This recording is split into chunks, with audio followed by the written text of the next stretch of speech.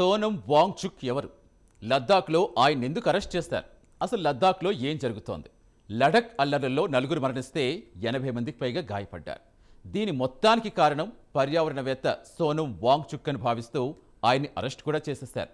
మరి ఆయనకి లద్దాఖ్ అల్లర్లకు ఉన్న సంబంధం ఏంటి? లద్దాఖ్ అల్లర్ల తర్వాత మొత్తం దేశం దృష్టి ఓ వ్యక్తి వైపే మళ్ళింది.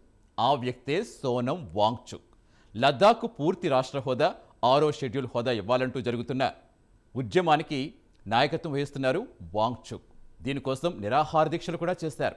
లడక్ సాంస్కృతిక గుర్తింపు, పర్యావరణ పరిరక్షణ కోసం వాంగ్చుక్ పోరాటం చేయడంతో యువతకు స్ఫూర్తినిచ్చింది. ఈ నాయకత్వంలోనే లేహ్లో చాలా కాలంగా ఉద్యమం జరుగుతోంది. ఇందులో భాగంగా కేంద్ర సర్కార్తో పలు దఫాలుగా చర్చలు కూడా జరిగాయట. అవి కొనసాగుతున్న సమయంలోనే వాంగ్చుక్ 15 రోజులుగా దీక్షకు పూనుకున్నారు. నిరాహార దీక్ష తర్వాత పరిణామాలు యువతను అక్కడి ఆగ్రహానికి గురిచేస్తాయి. దీంతో ఆ జిల్లాలో హింస మొదలైంది. యువకులు స్థానిక బీజేపీ కార్యాలయం, పోలీస్ బలగాలపై దాడి చేశారు. జన సమూహం నియంత్రించేందుకు పోలీసులు కాల్పులు కూడా జరిపారు. చాలా కాలం నుంచి అహింసా ఉద్యమానికి నాయకత్వం వహిస్తున్న సోనం వాంగ్చుక్ ఈ సంఘటన తర్వాత ఎన్నో విమర్శలు ఎదుర్కొంటున్నారు.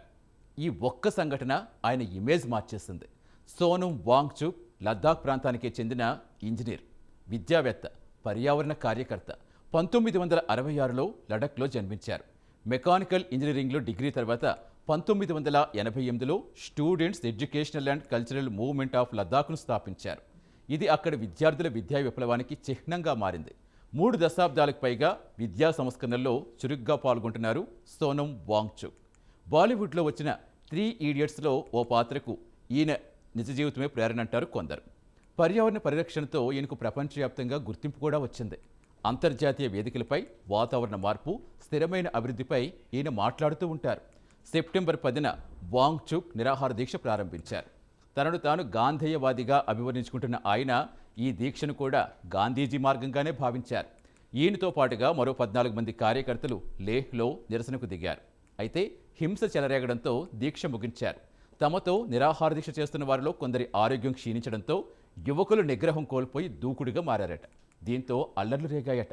ఇక వాంగ్చుక్ తన ఉద్యమంతో లడక్ కోసం 3 కీలక డిమాండ్లు చేశారు. అందులో ముఖ్యమైనది లడఖ్కు పూర్తి రాష్ట్ర హోదా ఇవ్వటం, రెండవది 6వ షెడ్యూల్లో చేర్చటం, మూడవది భూమిపై హక్కు, ఉద్యోగ అవకాశాలు, పర్యావరణ పరిరక్షణ.